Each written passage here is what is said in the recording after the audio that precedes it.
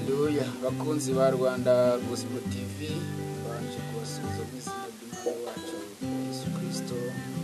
Ngiye kunezezwa n'Imana uyu munsi nanone wo kugira ngo umunsi Imana iduhaye kugira ngo twongere tuganire ijambo ry'Uwiteka mu Imana.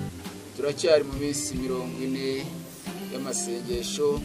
Uyu munsi ndashima Imana yuko turi ku munsi wa 33. Umunsi ndawukunda cyane. Umunsi mwiza, umunsi Imana itabariramo abantu bayo. Rero ndizera yuko Imana ije kugutabara uyu munsi, kandi turaciga kwambara imbaraga z'ikindi gihe. Haleluya. Kugira ngo wambare imbaraga z'ikindi gihe nuko ugomba kugira uburyo uhindukamo. Natangiye babwira yuko kugira ngo wambare imbaraga z'ikindi gihe ugomba kuba ufite Yesu akomwame n'umukiza w'ubugingo bwawe. Yangwa wambare imbaraga z'ikindi gihe nuko bo wambaye kuyambara imbaraga z'ikindi gihe ugomba kubatizwa mu mazi menshi. Kuyambara imbaraga z'ikindi gihe ugomba kuba uri umuntu wizera. Kuyambara imbaraga z'ikindi gihe ugomba kuba wuzuye Mwuka Wera. Wambara imbaraga z'ikindi gihe ugomba kuba umuntu uba ku gicaniro. Wambara imbaraga z'ikindi gihe uyu munsi ndavuga ngo ugomba gutera umugongo iby'isi ugahanga amaso ibya Kristo. Bivuga ngo uhitamo Kristo akaba uwa mbere mu buzima bwawe. Uhitamo Kristo akaba ari ukuyobora. Uhitamo Kristo akaba uyobora ibikorwa byawe. Uhitamo Kristo akaba uyobora imigambi yawe ufite kuri iyi si. Haleluya. Twavugaga ubushize tuvuga kuri Paulo, kubera ko nawe yamaze guhitamo Kristo agendera mu mbaraga z'ubutware. Kibero cy'Imana kigendana nawe. Nabamubonaga bakabona ko ari abakozi b'Imana. Nababwiye umugore waraguraga cyangwa ari umukonikoni, ariko nabonye Paulo amenya ko ari umukozi w'Imana, kandi atangira kubwira abantu ngo nimwizere ijambo babwira, kuko aravuga Imana nzima, kuko aravuga Imana nyamana. Bivuga yari itandukanye n'Imana yakoreshaga nubwo yabonaga indamo gahabashebuja. Haleluya. Rero iyo wambaye imbaraga z'ikindi gihe, bivuga ngo wambaye imbaraga z'Imana, wambaye ubudahangarwa bw'Imana, aho ugeze hose icyoro cy'Imana kiragutwikira, ugatangira gukora imirimo, ibitangaza n'ibimenyetso bikagendana nawe mu izina rya Yesu, kuko uba uri kumwe n'Imana yawe. Haleluya. Uyu munsi dutangirire ku ijambo riri mu Filipi ibice byaho 3 umurongo waho kamere ku murongo wa 7. Abafilipi 3 umurongo wa 7 aratubwira uburyo Paulo yahombye iby'isi kugira ngo ashobore kwambara izo mbaraga. Haleluya. Umurongo kuravuga ngo nyamara ibyarindamu yanjye nabitekereje ko ari igihombo ku bwa Kristo. Iryo jambo rirakomeye cyane. Paulo aravuga ngo nyamara ibyarindamu yanjye nabitekereje ko ari igihombo. Birashoboka yuko bitari igihombo uburyo bireba, ariko we abishyira mu bitekerezo. Yumva yuko ibyarindamu ye atangira kubitekereza nk'igihombo. Ubwo abantu babonaga ari inyungu, ubwo abantu bisi babirwaniraga, ariko Paulo arabifata nubwo byari bifite umumaro ku bantu babireba, ariko arangije abyita igihombo. Kugira ngo wambare imbaraga z'Uwiteka mu Imana, nuvuga ngo ibyari inyungu zawe, ibyari indamu zawe, birashobora kuba byita igihombo ku bwa Kristo. Biratubwiye neza ngo gitiramuga biravuga ngo guhomba iby'isi kubwo gutunga Kristo. Birashoboka ko wahomba iby'isi, birashoboka ko wahomba amazu yawe, birashoboka ko wahomba amasambu yawe, birashoboka ko wahomba akazi kawe, ariko kubwo gutunga Kristo, kuko byose kubigira udafite Kristo ntacyo biba bimaze. Ariko iyo ufite ibyo byose udafite Kristo ni zero, ariko iyo ufite Kristo nagiye kuvuga ngo nibyo byose ubifite mu kiganza cyawe mu izina rya Yesu. Haleluya. Rero mbere mushaka ngo ubwami bw'Imana no gukiranuka, ibindi byose bizaba byitwa inyongera. Abantu benshi bacumujwe n'inyongera, abantu benshi bahaye agaciro inyongera, ariko agiye ngo ubwire inshuti yanyu umunsi wa none, kugira ngo wambare imbaraga z'ikindi gihe ukeneye kuva ku nyongera aho gukakira Kristo, kuko niwe byose mu izina rya Yesu. Avuga ngo nyamara ibyarindamu yanjye nabitekereje ko ari igihombo ku bwa Kristo, ndetse n'ibintu byose bitekereza ko ari igihombo kubw'ubutunzi butagira akagero, ari bwo kumenya Kristo Yesu. Kubw'uwo nahombye ibyanjye byose, ndetse bitekereza ko ari amase kugira ngo ndonye Kristo. Iri jambo rirakomeye bene data. Bibiliya nk'uko itubwiye, Pawulo areba ibintu byose abyita amase, abyita ko ari nta kamaro kugira ngo ashobore gufata Kristo. Kristo umufashe ntago bisaba kumubangikanya n'ibindi, birasaba ukabanza ugafata Kristo wenyewe, ukamufata wewe nawe gusa, ibindi byose bizizana. Reka nkubwire shuti yanjye, reka ngubu ubuhamya bwanjye. Ndatekereza yuko nyimara kwimikwa nk'umushumba w'itorero, namaze imyaka 3 nkirana n'ubuzima, nkirana n'itorero, ngwana n'itorero, ariko nareba hirya nareba hino, nkareba kureka akazi kanjye, nkabona ni ibintu bitazanshobokera. Abahanuzi bakava hirya no hino. Ndibuka umuhanuzi yavuye uwa mbere avuye Kibungo, araza rwose atajya kumwe ko Imana igomba kungira neza, kandi koko ibyo yambwiraga nanjye narabyumvaga mu buryo bw'umwuka, ariko natekerezaga arangije agiye gusoza ngo ariko Imana iragusaba kurekura akazi wari ufite, warangiza ugakorera Imana. Reka nkubwire, iryo jambo yararimbwiye mu by'ukuri ntago ibyo yambwiye byose nabyumvise yuko yavangiwe, kuko nabonaga yuko icyo gihe murimo nakoraga, urusengero nakoreraga, nagombaga kuhakodesha, kandi abakristo nari kumwe nabo ntibashoboraga kwishyurirwa rusengero. Ndeba uburyo nareka akazi, ndebye n'abakristo imbere yanjye, wenda vangu we wavangiwe. Ndagira nanone inzu natahagamo nagombaga kuyikodesha, ntago byari byoroshye kurya, nagombaga kurya ruko nagiye ku kazi. Ariko nagiye ngubwire shuti yanjye, uwo muhanuzi yaraje arabivuga, arangije ambwira ko ibyo ngomba kubireka. Ndavuga wavangiwe. Undi arongera araza arambwira ati, mukozi w'Imana, Imana ite kukugira neza, ariko urasabwa yuko urekura akazi urimo gukora ugakorera Imana, ntuyibangikanye n'ibindi bikorwa. Ntago nkubwira ngo ureka akazi wakoraga, ntago nkubwira ngo uve mu bintu wakoraga, ariko nawe byashoboka yuko umuhamagaro ufite muri wowe nawe wagutwara ibintu byose ukabitera umugongo ugakorera Kristo. Ntago byaramvunye kugira ngo mbyakire, ariko ngiye ngubwire shuti yanjye, ntago ngiye kugubwo buhamya bwose. Nubumbaza neza nzabuguha, tukicarana nzabuguha. Nagiye ngubwire ngo nyuma y'iyo myaka 3 narwanye n'ubuzima, myenda mbona itangiye kunsaziraho, mbona kandi ngakora nkinjiza amafaranga menshi. Ariko reka nkubwire shuti yanjye, ibyo yatwaraga ntumbaze naho yajyaga, habe no kuba naraguzemo n'ikibanza, habe no kandi yari amafaranga nshobora gukora icyumweru kimwe nkaba nashobora kugura n'ikibanza. Ariko rero nkubwire, ntago nanywaga inzoga, nari umukristo, kandi nkubwije ukuri yuko suko najyaga mu biyobyabwenge cyangwa ahubwo narakoraga, nkasenga, nkabifatanya byose. Ariko Imana irangije nyereka yuko ngomba kubanza nkarekura kimwe. Haleluya, haleluya.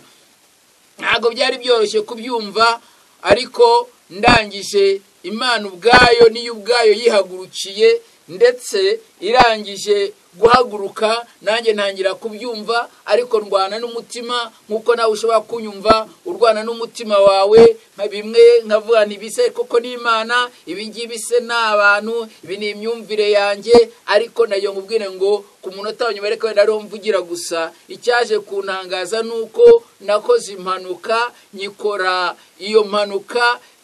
Reka wenda ariyo nkubwiraho gatoya. Na ari ku isaha ya 11 ndabyibuka, ndangije ndi n'imodoka, ndi mu kazi maze gupakira imizigo nari mfite. Ndangije nakije imodoka yanga kuhava, imodoka yanze kuva aho ngaho, ndataha ndayihasiga. Mu gitondo ndabyuka kare, ngira ngo mpamagara umukanishi tuye guhurira ku kazi aho nasize imodoka. Muri icyo gitondo ndagenda mfata igikontake, ndangije natse imodoka yakaneza ari kamyo, nuzuza imyuka, numva imodoka nta kibazo na kimwe ifite. Yewe ndagiye ngubwire shuti yanjye, burya iyo umwanzi Satani ahagurutse Imana ihagurutse kukurwanirira, na Satana nawe haguruka nawe kukurwanya. Haleluya. Muri ako kanya natse imodoka, nagenze nka metero 300 zonyine gusa. Iki imodoka cyayibayeho uyu munsi na amateka, ntabwo ushobora kubyumva. Ndangije ndahantu gutya hasa nkaho hamanuka, ijwi rirambwira, ngiye ku andebe muri televiseri, ngiye ko arumva ikintu ngo pu nkaho bandashe. ndangije nibaza icyo niki ndeba gutya mu inyuma muri televiziyo giye kubona mbona karada isigaye mu muhanda. Nawe tekereza karada y'ikamyo, ikamyo ipakiye, ntago byari byoroshye, uri ahantu hamanuka. Sinzi niba ubwo buhamya aribwo giye kwa uyu munsi. Nari ndi ahantu hamanuka, nta cyari gisigaye. Ubundi iyo karada icitse imodoka imanuka, ni ukuvuga ngo iyo yacikiye imbere imodoka ihita yibirindura ikashyira amapine hejuru ntikomeze kugenda. Ariko iyo icikiye inyuma ni ukuvuga ngo imodoka itinduka nk'igitumba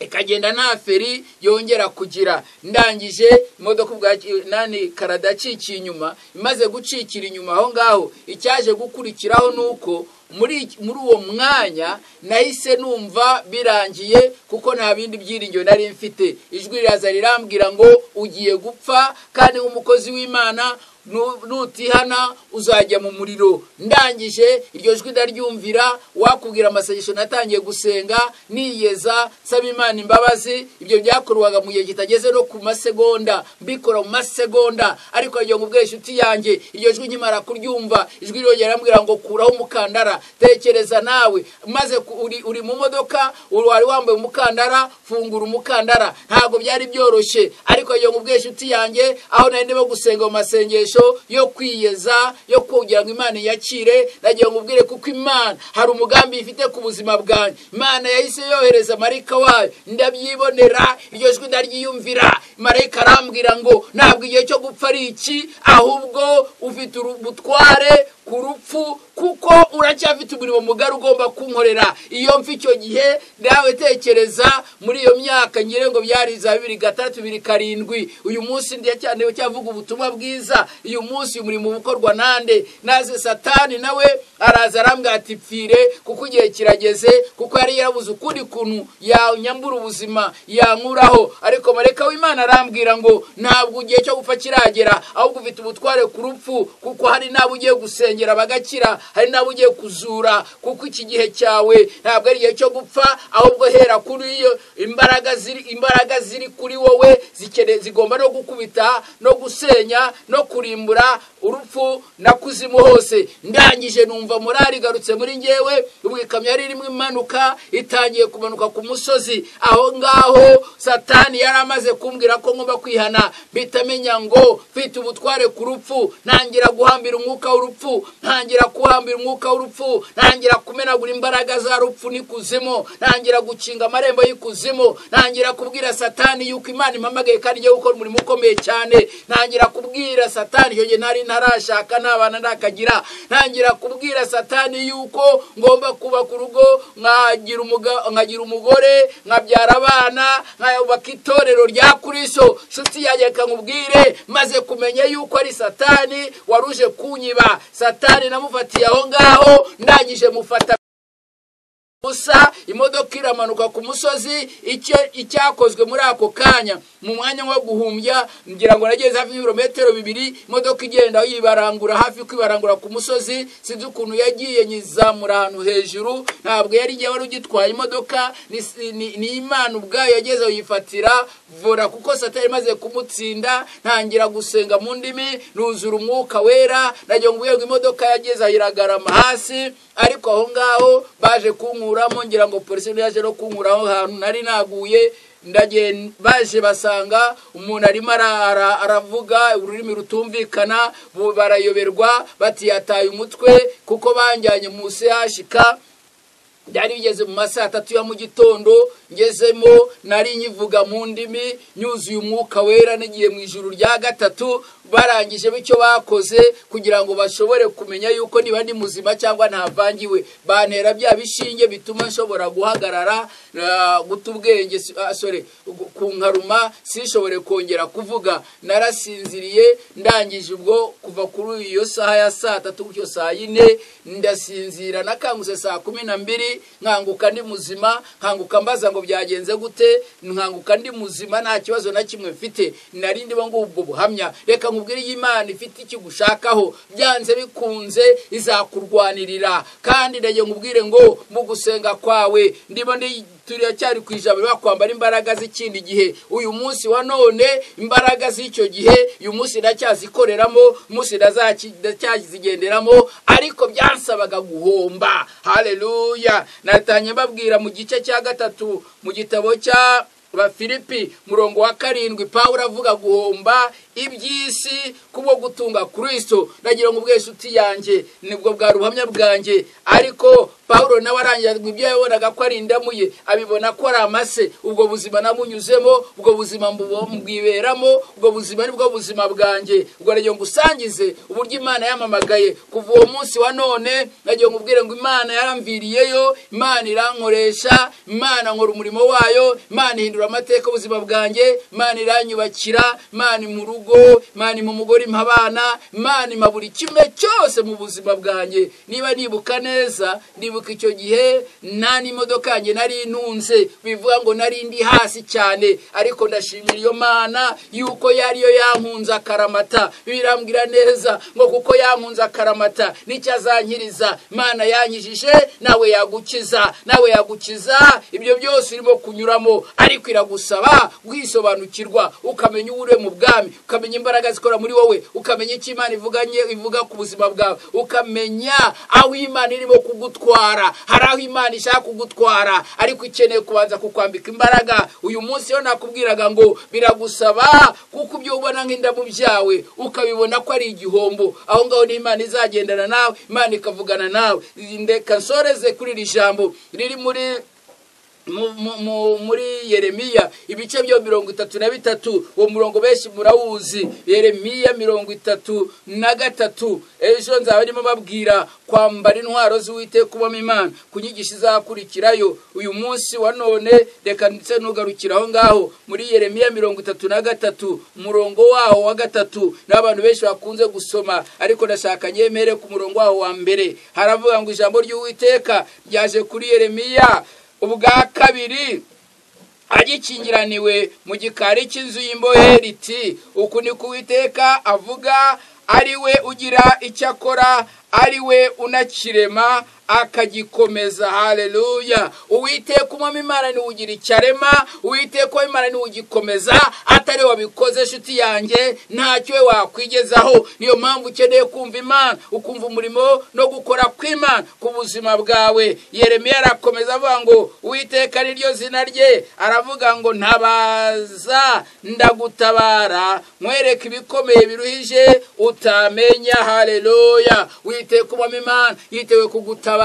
Waragubwira ngo ntabaza ndagutabara. Reka ngubeshe uti yanjye aho ubona bigukomereye, aho ubona bisa n'ibiteye ubwoba, aho ubona bisa n'ibidasobanutse, tabaza Uwiteka umwami Imana yiteguye kugira icyo akora. Ni ugira icyo yakora, ni ugira icyo yarema, yakirema n'aka kanya, yakirema mu rugo rwawe, yakirema mu rubyaro rwawe, yakirema mu kazi kawe, yakirema mu mirimo y'intoki zawe. Uwiteka umwami Imana niwe ufite ubuzima bwawe mu kiganza cye. Niyo mpamvu nkubwira nshuti yanjye, ongera ugaruke, ongera ugarukira Imana, ongera ugire igihe cyo gusenga, ongera igihe cyo kwegera Imana, ongera igihe cyo kuvugana n'Imana, ongera utega amatwi umva icyo Imana ivugana nawe mu izina rya Yesu w'i Nazareti. Wowe wari warasubiye inyuma, wowe wagiye witwaje bya corona bituma warasubiye inyuma, uyu munsi ndakubwira ngo garukira aho ngaho, kuko Uwiteka umwami Imana agambiriye kugukoresha ibikomeye n'ibitangaza ku buzima bwawe. Hari uw'Imana ishaka kuba we, hari icyo Imana ishaka kuba cyo, hari amashuri ya Imana ishaka kugomba kongera kwibuka yarangiza.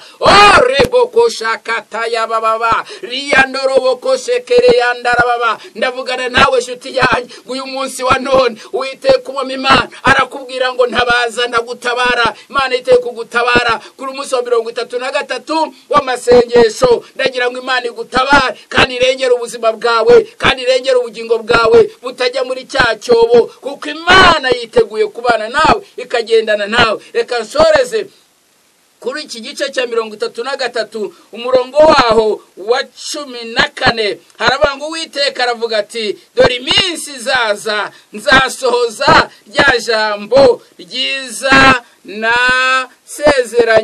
nasezeraniye inzu ya Isiraheli n'inzu ya Yuda. Haleluya. Witeka umwami Imana aravugana nanjye nkubwire ngo igihe kizaza ndetse n'iki kirasohoye kugira ngo asubize, kugira ngo rya jambo yavuze kuri Isiraheli ku bana b'Imana kugira ngo risohore. Umurongo ukurikiyeho ari umurongo wa 15 uravuga kandi muri iyo minsi no muri icyo gihe nzumburira Dawidi ishami ryo gukiranuka kandi rizasohoza imanza zitabera no gukiranuka mu gihugu. Muri iyo minsi Yuda azakizwa ni Yerusalemu hazaba amahoro, kandi iri niryo zina azitwa Uwiteka gukiranuka kwacu. Amen. Ndagushimiye mwami mwiza nyiringabo Imana. Reka wari usubiye inyuma, reka wari unaniwe, reka wari ucitse intege, reka wari wihebye, wavuga ngo ndabigirane ndabigenzane. Nyiringabo Imana, uri Imana itagira ukwigenza. Uyu munsi wa none urambwiye ngo mbwira abantu bawe ngo urabatabaye, urabarengeye, urabagaruye. Bari baguye, bari basubiye inyuma, bari bagiwe imihamagaro yabo, abari bavuye mu murimo wawe. Imana urabagaruye, kandi Uwiteka nyiringabo Imana, uyu munsi ndasenga urimo kunyumva aka kanya mu izina rya Yesu, ndirukana umwuka w'impanuka ku buzima bwawe mu izina rya Yesu. Uyu munsi wa none Mana ndasenga ngo ukuboko kwawe kwiza kube kuri uwo nguwo warubwiye gupfa mu izina rya Yesu, kuko yanze kukumvira mwami w'abami. Nkuko wantabaye nawe mugarure, nawe reka garuke nyiringabo Imana akora ubushake bwawe, wihindura amateka ye ahure n'umugisha we mu izina rya Yesu. Mwami w'abami nyiringabo, mpesheje umugisha igihugu cyanjye, mpesheje umugisha torero ryawe, mpesheje umugisha buri umwe wese nyiringabo Imana waruhagurutse ashaka mu maso hawe. Reka kubone kandi yumva ijwi ryawe nyiringabo Imana. Aya masengesho aze gusozwa mu mbaraga no mu butware no mu bushobozi kubwa buri wese wabaye imbere yawe, ndetse n'utangira uyu munsi. Mana ndamusenge acyumvira ijambo ryawe agatangira gusenga, nawe umuha umugisha kandi umugire neza, nawe umwambika imbaraga z'ikindi gihe. Amen. Shalom shalom. Imana ibamere umugisha. Soreje ahangaha. Ushobora kuba ushaka kumpamagara, telefone yanjye ni 0788430085, kandi ushobora no kunyandikira kuri email. Kora iyo ngiyo ubona kuri ekara yawe, kora subscribe, share, like ndetse na comment, ndetse ibyifuzo byanyu mubitwoherereze tubasengere. Imana ibaho umugisha kandi bagire neza. Amen.